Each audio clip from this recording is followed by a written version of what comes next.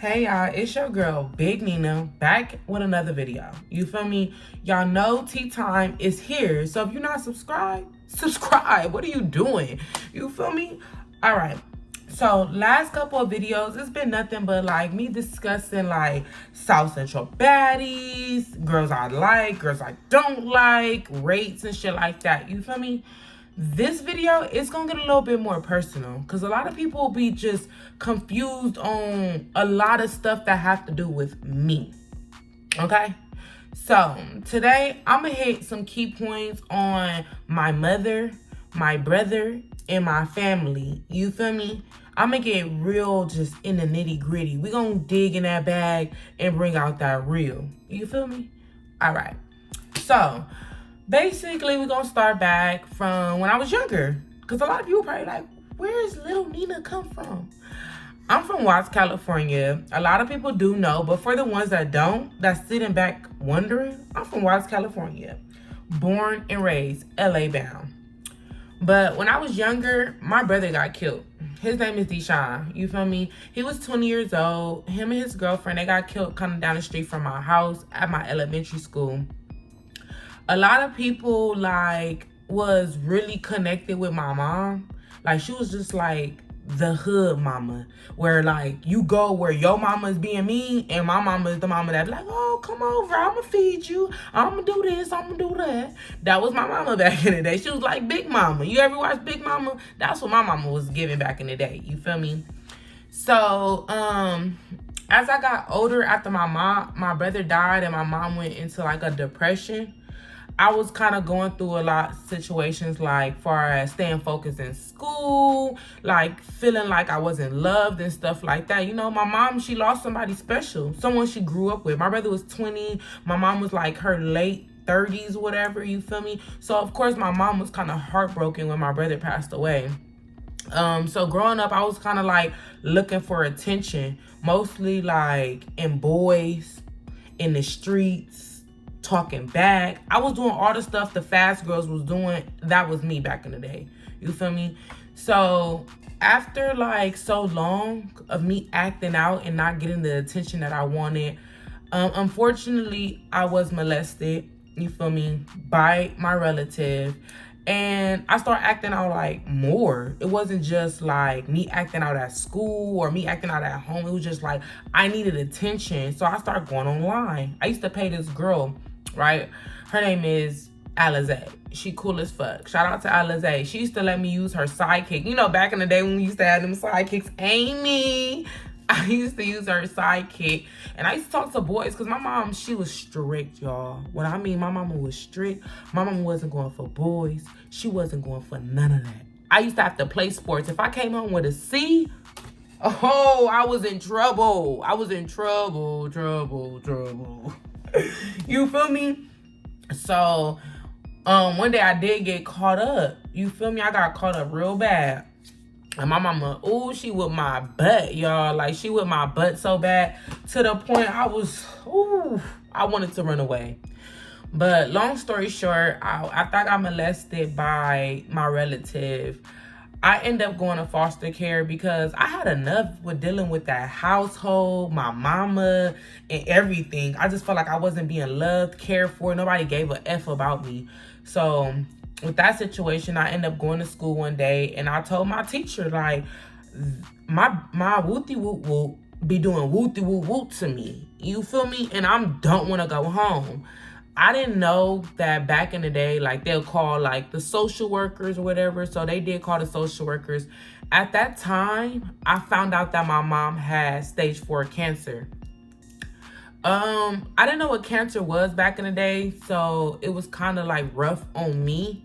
Because it's like, hey, like, my mom not paying me no attention. She don't love me. Now my relative is sexually assaulting me. Like, it was just a lot at that moment. So I was willing to go to foster care over it. When I went to foster care, I had my first foster mom. She was very nice. Miss Tally. She was very, very sweet to me. Like, I was well taken care of, new clothes, phone. I was varsity basketball team. I was living the life. But you know how young girls are. I ended up getting me a little boyfriend. So I started acting out. And Miss Tally wasn't going for that. I ended up going to another foster home after that, and I felt like, dang, when my mama gonna come get me? So I grew a lot of hatred for my mom, because it's like, dang, I'm your daughter and you're not coming to get me. Not understanding that my mom had cancer, you know? Like, me being a child, when kids are kids, they don't really know what stuff is for real. Like, what pain people go through, or just stuff, period. You feel me? So I was kind of being selfish at that age. Like, dang, my mom is not here to get me. So I started acting up more. But my mom is in a whole nother city, because I was living in Compton and she's in Watts. You feel me? And she's going through her trauma. She's going through pain. She's going through just a lot of chemotherapy, and I'm not even knowing what she's really going through. So as a kid growing up, you feel me, I kind of had a lot of anger towards my mom, because I felt like, dang, where's the love at for me? Like, she loved the fuck out of my brothers, but where's the love for me? So one day, I ran away from foster home and shit, and I ended up going to juvenile hall, and no foster home wanted me. So I was sitting at the agency, and they was like, well, nobody wants to take a runaway. You'll have to go to a group home. I'm like, no, I don't want to go to a group home, because I heard bad things about group home growing up. I was like, no, I don't want to go to a group home. Please, please, please. I promise I'll be good. I'll be good. And they was like, all right, well, you can go stay with your mom for a weekend until we find a permanent home for you. I was like, okay, perfect. So when I got to my mom's house, I was about like 15, about to be 16. And man, like, my mom was literally like on the bed, swollen. Like, her body was just swollen, real swollen. And it kind of like, I should say, it kind of hurted me, because I'm like, dang, like, I didn't know you were going through this. And at this time, I'm 15, so I know what's going on in life now. Like, you know, so I'm like, dang, like, my mom, like, tears was running down my face, like, dead ass, because it was just like, my mom, like, you feel me? Like, somebody that birthed me, like, somebody that raised me, like, you feel me? So I ended up staying for the weekend, taking care of her, making sure she was okay. It was my birthday weekend. It was in July, you feel me? I remember like if it was yesterday, you feel me? It was in July. And man, I didn't think that was gonna happen. So weeks had went by, because my mom died July 27th and my birthday was July 1st. So excuse me. When July 27th came, I had got a phone call probably like 3 days before that day. And they had told me my mom had a seizure and she hit her head, and I had to go to the children's hospital. It's like a children cancer's hospital or whatever. It was like far as hell. Like, you know, my dad and us, we lived up in Compton and in Watts. That shit was way in the valley. So we ended up going to the hospital. And my mom, she was like really sick. Like, I'm talking about like she had tubes in her and stuff. My mom, she was like woke or whatever, you feel me? She had the tubes and stuff down her throat, but she was woke. She could be able to talk to us and stuff. And when I went in the room, I'm just like, wow. And I asked her, I'm like, dang, Mom, like, what's going on? Like, they said you had a seizure. And she was just laying in the bed, and she was just like, I'm done. And I'm just like, done? What's she talking about, done? I'm like, done from what? You feel me? Like, I'm like, what you done for?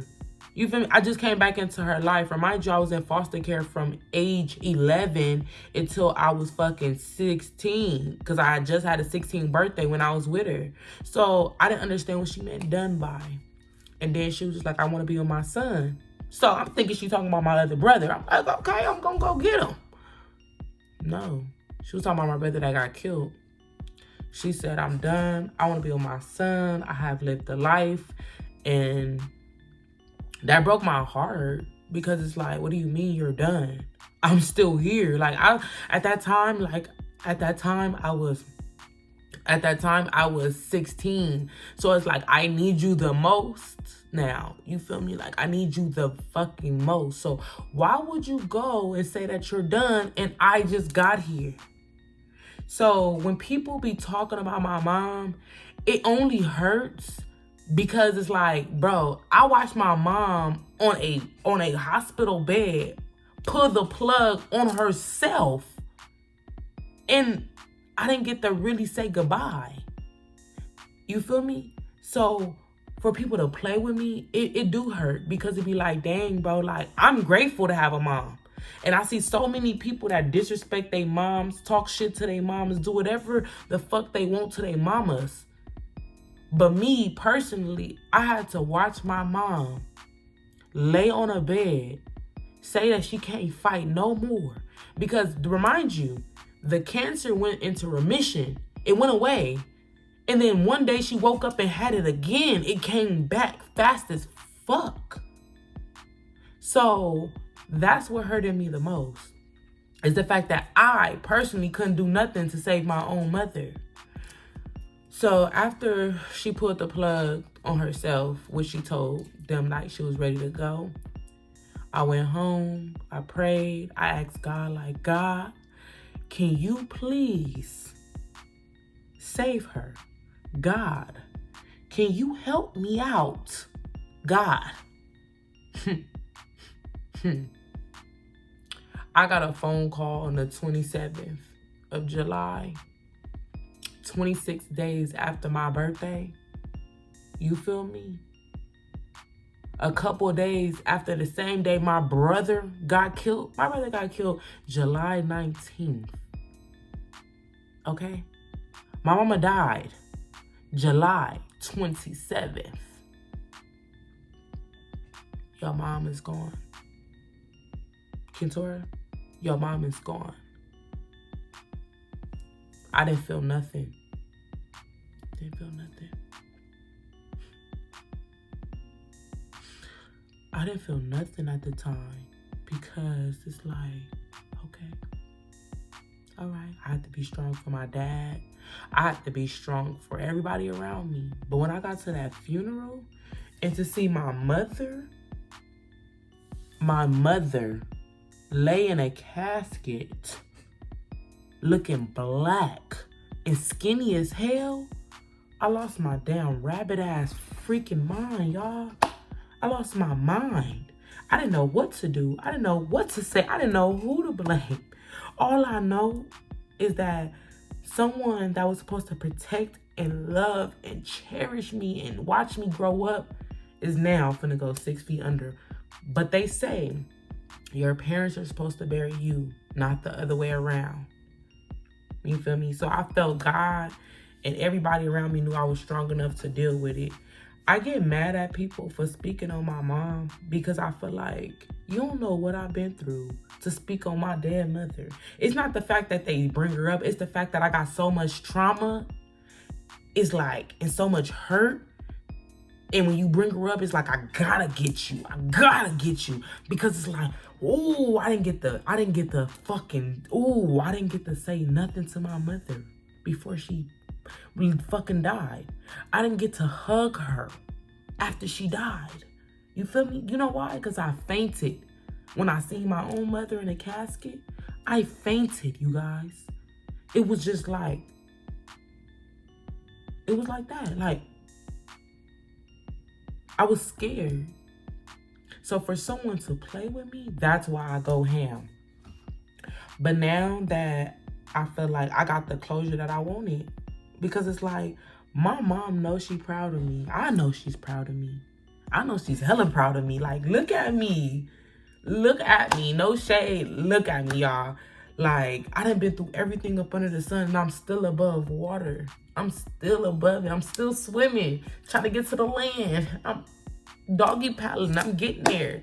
You feel me? Whether it take me 3-4 more years, I'm getting to where I need to go. And some people need to be grateful for their moms, because I swear I wish I had mine. I wish I had mine. But this video was just to share a little glimpse of like why I be so hurt, why I be so irritated, why I be so mad. Like, just to watch my mom get, she literally watched her son die. Did she end up getting cancer? Did she end up dying? Now I'm just here. Let's keep it a band. If you know me, you know that my brother got killed. I got raped. My mother passed away. And my other brother just won't even acknowledge me. And my dad is off drugs. I beat the mother odds. I beat the odds. You feel me? I'm not gonna cuss, but I beat the odds. I beat what most people probably couldn't beat. So I'm proud of myself. So despite what all these people talking about, when it come to me, I beat the odds. What you beating? What you doing? Don't let your past and what happened to you define who you are today. Always remember that, y'all. Always know you can get further than where you are. Don't never let your past and the hurt and the pain and what you got going on determine where you're going. Make yourself proud too. Not just the people that's gone and looking down at us, but make yourself proud. And that's what I'm doing. I have to realize I have to put me first. Me, no matter what I gotta do to get to the top, I'm gonna get to the top. I'm gonna get to the top. So that's just a little summary. If you want more of any story times, you want to know details on videos, because I'm not really putting out long videos. But if you want more details, you want more story time, comment below. Comment, period. Hit me up on Instagram, Twitter, TikTok, okay? Facebook, okay? Subscribe here. Subscribe to my YouTube. I have a subscription you guys can subscribe to.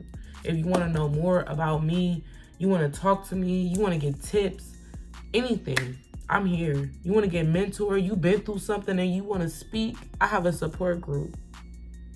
We could talk. We could do more. You feel what I'm saying? But to talk about that, I'm going to go ahead and end this video with a like, comment, and subscribe. Click that notification. Make sure when I drop, I'm the first person you looking at. When you wake up in the morning, look at me. Look at me. Deuces, y'all.